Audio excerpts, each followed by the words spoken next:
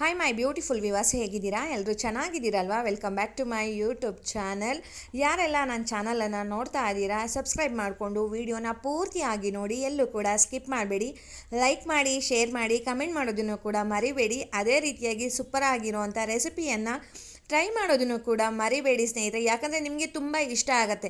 ಯಾರೆಲ್ಲ ಉಪ್ಪಿಟ್ಟನ್ನು ಹೇಟ್ ಮಾಡ್ತೀವಿ ಅಂತ ಹೇಳ್ತೀರಾ, ನಮಗೆ ಇಷ್ಟ ಆಗಲ್ಲ ಅಂತ ಹೇಳ್ತೀರಾ, ಬಟ್ ಈ ರೀತಿಯಾಗಿ ಮಾಡಿ ತುಂಬ ಇಷ್ಟಪಟ್ಟು ಅಟ್ಲೀಸ್ಟ್ ವಾರಕ್ಕೆ ಒಂದು ಸಲನಾದರೂ ಮಾಡ್ಕೊಂಡು ತಿಂತೀರಾ.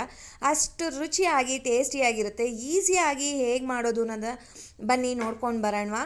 ನಾನಿಲ್ಲಿ ಇತ್ಕಿದ ಅವರೆಕಾಳು ಹಾಕಿಬಿಟ್ಟು ಮಾಡ್ತಾಯಿದ್ದೀನಿ. ಅವರೆಕಾಳು ಸೀಸನ್ ಅಂದರೆ ಈ ರೀತಿಯಾಗಿ ಮಾಡೋದ್ರಿಂದ ಟೇಸ್ಟು ಕೂಡ ಅಷ್ಟೇ ಜಾಸ್ತಿ ಅಂತ ಹೇಳ್ಬೋದು. ಸೂಪರಾಗಿರುತ್ತೆ. ಬನ್ನಿ ಹೇಗೆ ಮಾಡೋದು ನೋಡ್ಕೊಂಡು ಬರೋಣವಾ. ನಾನಿಲ್ಲಿ ರವೆನ ಹುರ್ಕೋತಾ ಇದ್ದೀನಿ ಸ್ನೇಹಿತರೆ. ಮುಂಚೆನೇ ಹುರಿದಿಟ್ಬಿಟ್ರೆ ತುಂಬ ಚೆನ್ನಾಗಾಗತ್ತೆ. ಇದಾದಷ್ಟು ಲೋ ಫ್ಲೇಮ್ನಲ್ಲಿ ಕೆಂಪಾಳ ಅಂತೀವಲ್ವ ಅಷ್ಟು ಉರಿಬೇಕಾಗತ್ತೆ. ಅದೇ ರೀತಿಯಾಗಿ ಇಲ್ಲಿ ಪಕ್ಕದಲ್ಲೂ ಕೂಡ ನಾನಿಲ್ಲಿ ನೀರನ್ನು ಕೂಡ ಬಿಸಿಗೆ ಇಟ್ಕೊಂಡಿದ್ದೀನಿ. ಬೇಗ ವಿತಿನ್ 10 ಮಿನಿಟ್ ಒಳಗಡೆ ಈ ರೆಸಿಪಿ ರೆಡಿ ಆಗಬೇಕು. ಆ ರೀತಿಯಾಗಿ ಮಾಡೋಣ.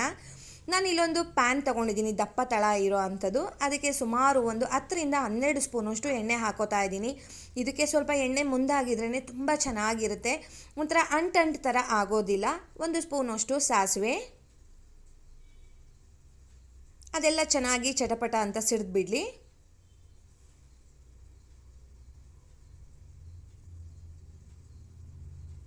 ಎಣ್ಣೆ ಬೇಗ ಬಿಸಿ ಆಗಿತ್ತು ಅಂತ ಹೇಳಿದ್ರೆ ಇದನ್ನು ಕೂಡ ಅಷ್ಟೇ ಮೀಡಿಯಮ್ ಫ್ಲೇಮ್ನಲ್ಲಿನೇ ಒಗ್ಗರಣೆ ಎಲ್ಲ ಮಾಡ್ಕೊಳ್ಬೇಕು ಸ್ನೇಹಿತರೆ. ಸಾಸಿವೆ ಎಲ್ಲ ಸಿಡ್ದಾಗಿದೆ. ಇವಾಗ ಕಡಲೆಬೇಳೆ ಹಾಕ್ಕೋತಾ ಇದ್ದೀನಿ. ಸುಮಾರು ಒಂದು 2 ಸ್ಪೂನಷ್ಟು ಕಡಲೆಬೇಳೆ ಹಾಕ್ಕೊಂಡಿದ್ದೀನಿ. 1 ಸ್ಪೂನಷ್ಟು ಉದ್ದಿನಬೇಳೆ ಹಾಕ್ಕೊಂಡಿದ್ದೀನಿ. ಕಡಲೆಬೇಳೆಗಿಂತ ಉದ್ದಿನಬೇಳೆ ಪ್ರಮಾಣ ಕಡಿಮೆ ಇರಬೇಕು. ಕರಿಬೇವಿನ ಸೊಪ್ಪನ್ನು ಫೈನ್ ಚಾಪ್ ಮಾಡಿ ಹಾಕ್ಕೊಂಡಿದ್ದೀನಿ. ಅದೇ ರೀತಿಯಾಗಿ ಹಸಿಮೆಣಸಿನಕಾಯಿ ಖಾರಕ್ಕೆ ಎಷ್ಟು ಬೇಕೋ ಅಷ್ಟು ನೀವು ಹಾಕ್ಕೊಬೋದು. ನಾನಿಲ್ಲಿ ಸುಮಾರು ಒಂದು 8ರಿಂದ 9 ಹಾಕ್ಕೊಂಡಿದ್ದೀನಿ. ಅದನ್ನು ಮಧ್ಯ ಸೀಲ್ಬಿಟ್ಟು ಹಾಕ್ಕೊಂಡಿದ್ದೀನಿ. ಸೊ ಮಕ್ಕಳಿರೋದ್ರಿಂದ ಈ ರೀತಿಯಾಗಿ ಉದ್ದುದ್ದನಾಗಿ ಹಾಕಿದ್ದೀನಿ. ಸ್ವಲ್ಪ ಇಂಗು, ಮೀಡಿಯಮ್ ಸೈಜಿಂದು 3 ಈರುಳ್ಳಿಯನ್ನು ಕೂಡ ಹಚ್ಚಿ ಹಾಕಿದ್ದೀನಿ. ನೀವು ಇದನ್ನು ಫೈನ್ ಚಾಪ್ ಬೇಕಾದರೂ ಮಾಡಿ ಹಾಕ್ಬೋದು, ಇಲ್ಲ ಸ್ಲೈಸ್ ಥರ ಬೇಕಾದರೂ ಮಾಡಿ ಹಾಕ್ಬೋದು. ಇವಾಗ ಇದನ್ನೆಲ್ಲ ಚೆನ್ನಾಗಿ ಒಂದು ರೌಂಡು ಫ್ರೈ ಮಾಡ್ಕೊಳ್ಳೋಣ. ಈರುಳ್ಳಿ ಒಂದು ಅರ್ಧ ಭಾಗ ಫ್ರೈ ಆಗಬೇಕು ಸ್ನೇಹಿತರೆ, ಅಲ್ಲಿ ತನಕ ನಾವು ಫ್ರೈ ಮಾಡ್ಕೊಬೇಕಾಗತ್ತೆ. ಆದಷ್ಟು ನಾನು ಹೇಳ್ದಾಗೆ ಮೀಡಿಯಮ್ ಫ್ಲೇಮ್ನಲ್ಲೇ ಮಾಡಿ. ಹೈ ಫ್ಲೇಮಲ್ಲಿ ಇಟ್ಬಿಟ್ರೆ ಬೇಗ ಬೆಂದಂಗೆ ಆಗುತ್ತೆ, ಬಟ್ ಬೆಂದಿರಲ್ಲ. ಅದಕ್ಕೋಸ್ಕರ ಆದಷ್ಟು ಮೀಡಿಯಮ್ ಫ್ಲೇಮ್ನಲ್ಲಿ ನೋಡಿ. ಈರುಳ್ಳಿ ಈ ರೀತಿಯಾಗಿ ಒಂದು ಅರ್ಧ ಭಾಗಕ್ಕೆ ಶ್ರಿಂಕ್ ಆಗಬೇಕು. ಈ ಟೈಮ್ನಲ್ಲಿ ನಾನು ಇದಕ್ಕೆ ಹುಳಿ ಟೊಮೆಟೊ ಹಾಕ್ಕೊಂಡಿದ್ದೀನಿ. ನೀವು ಜಾಮೂನ್ ಟೊಮೆಟೊ ಬೇಕಾದರೂ ಹಾಕ್ಕೊಳ್ಬೋದು.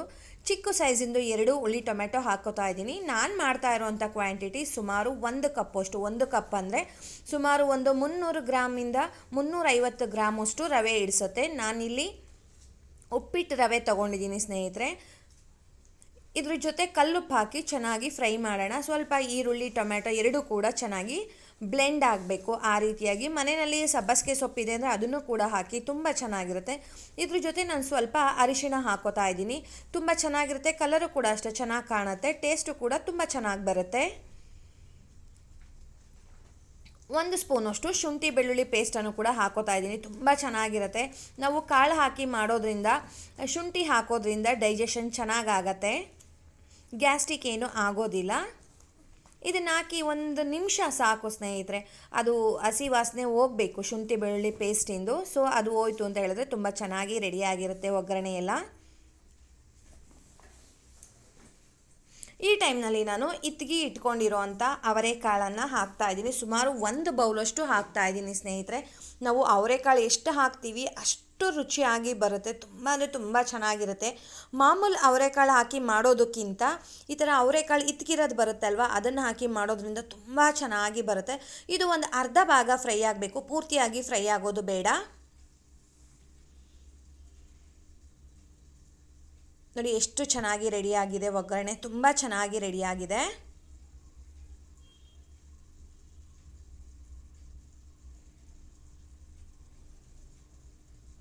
ಅದು ಸ್ವಲ್ಪ ಫ್ರೈ ಆಗೋದಕ್ಕೆ ಬಿಟ್ಬಿಡೋಣ. ಈ ಟೈಮ್ನಲ್ಲಿ ನಾನು ಬಿಸಿಗೆ ನೀರು ಇಟ್ಕೊಂಡಿದ್ದೆ ಅಲ್ವಾ, ಸೊ ಆ ನೀರನ್ನು ಕೂಡ ಇದಕ್ಕೆ ಆ್ಯಡ್ ಮಾಡ್ತಾ ಇದ್ದೀನಿ. ಒಂದು ಅರ್ಧ ಭಾಗ ಇದ್ಕಿದ ಅವರೆಕಾಳು ಫ್ರೈ ಆಗಿರಬೇಕು, ಇನ್ನು ಅರ್ಧ ಭಾಗ ಈ ನೀರು ಮತ್ತು ರವೆ ಹಾಕ್ತೀವಲ್ವ ಆ ಟೈಮ್ನಲ್ಲಿ ಬೇಯಬೇಕು ಸ್ನೇಹಿತರೆ. ಮುಂಚೆನೇ ಬೆಂದ್ಬಿಟ್ಟು ಅಂದರೆ ನಮಗೆ ತಿನ್ನೋದಕ್ಕೆ ಸಿಗೋದಿಲ್ಲ, ಎಲ್ಲ ಕದ್ರೋಗ್ಬಿಡುತ್ತೆ. ಇಲ್ಲಿ ಫೈನ್ ಚಾಪ್ ಮಾಡಿರೋ ಅಂಥ ಕೊತ್ತಂಬರಿ ಸೊಪ್ಪು, ಹಸಿ ಕಾಯಿ ತುರಿ ಕೂಡ ಹಾಕ್ತಾಯಿದ್ದೀನಿ. ಅದು ನೀರು ಕುದಿಬೇಕಾದ್ರೇ ಹಾಕಿದ್ರೆ ಅದ್ರ ಫ್ಲೇವರ್ಸ್ ಎಲ್ಲ ತುಂಬ ಚೆನ್ನಾಗಿ ಬಿಟ್ಕೊಳ್ಳುತ್ತೆ. ನೋಡಿ, ಒಂದು ರೌಂಡು ಚೆನ್ನಾಗಿ ಮಿಕ್ಸ್ ಮಾಡೋಣ. ಈ ಟೈಮ್ನಲ್ಲಿ ನೀವು ನೋಡ್ಬೋದು ಉಪ್ಪು ಕಡಿಮೆ ಇದೆಯಾ ಹೇಗೆ ಅಂತ ಚೆಕ್ ಮಾಡ್ಬೋದು.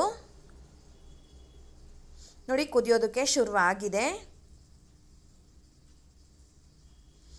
ಇನ್ನೊಂದು ರೌಂಡು ಚೆನ್ನಾಗಿ ಮಿಕ್ಸ್ ಮಾಡ್ಕೊಳ್ಳೋಣ. ಅದೆಲ್ಲ ಕಾಯಿ ತುರಿ ಮತ್ತು ಕೊತ್ತಂಬರಿ ಸೊಪ್ಪು ಎಲ್ಲ ಹೊಂದ್ಕೊಬೇಕಲ್ವ ಒಂದಕ್ಕೊಂದು. ಸೊ ಚೆನ್ನಾಗಿ ಹೊಂದ್ಕೊಳ್ಳಿ ಅಂತ ಒಂದು ರೌಂಡ್ ಮಿಕ್ಸ್ ಮಾಡಿಬಿಟ್ಟು ಬಿಟ್ಬಿಡೋಣ.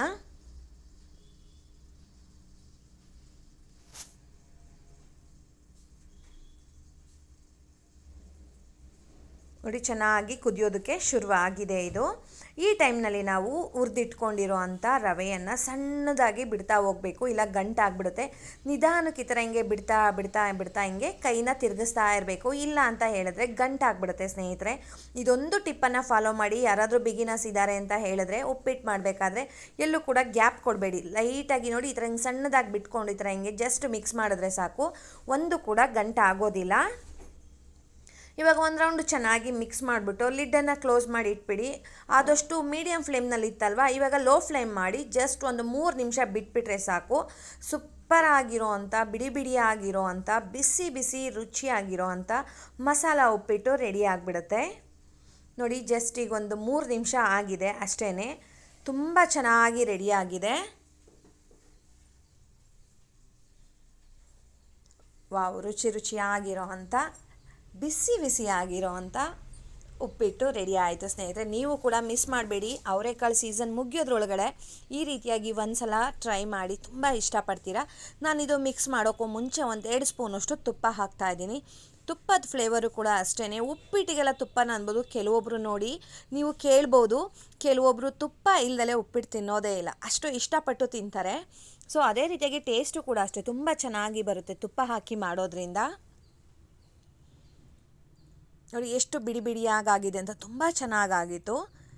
ಅಳತೆ ಒಂದು ಕರೆಕ್ಟಾಗಿ ಇಟ್ಕೊಬೇಕಷ್ಟೇ ಸ್ನೇಹಿತರೆ. ನಾನು ಹೇಳಿದಾಗೆ 1 ಕಪ್ಪು ರವೆ ತೊಗೊಂಡಿದ್ದೀನಿ ಅಂತ ಹೇಳಿದ್ರೆ ನಾನಿಲ್ಲಿ 1:2 ಕ್ವಾಂಟಿಟಿನಲ್ಲಿ ನೀರು ತೊಗೊಬೇಕಾಗತ್ತೆ. ಅಲ್ಲಿ 2 ಕಪ್ಪಷ್ಟು ನಾನು ನೀರನ್ನು ತೊಗೊಂಡಿದ್ದೆ. ಕರೆಕ್ಟಾಗಿದೆ. ಇದಕ್ಕೆ ಎಣ್ಣೆ ಸ್ವಲ್ಪ ಮುಂದಾಗಿರಬೇಕು, ಸ್ವಲ್ಪ ಜಾಸ್ತಿನೇ ಹಾಕಿ ಚೆನ್ನಾಗಿ ಬರುತ್ತೆ. ನೋಡಿ, ರುಚಿಯಾಗಿರೋ ಅಂಥ ಇತಿಗಿದ ಅವರೆಕಾಳು ಉಪ್ಪಿಟ್ಟು ರೆಡಿಯಾಗಿದೆ ಸ್ನೇಹಿತರೆ. ಮಿಸ್ ಮಾಡದೆ ಆ ಒಂದು ಸೀಸನಲ್ಲಿ ತಿನ್ನಿ, ತುಂಬ ಚೆನ್ನಾಗಿರುತ್ತೆ ಟೇಸ್ಟು. ಎಲ್ಲ ಸೀಸನಲ್ಲೂ ಅವರೆಕಾಳು ಸಿಗುತ್ತೆ, ಬಟ್ ಈ ಸೀಸನಲ್ಲಿ ಸಿಗೋವಂಥ ಅವರೆಕಾಳು ಜೊತೆ ಈ ಉಪ್ಪಿಟ್ಟು ಮಾಡೋದ್ರಂತೂ ತುಂಬ ಚೆನ್ನಾಗಿರುತ್ತೆ.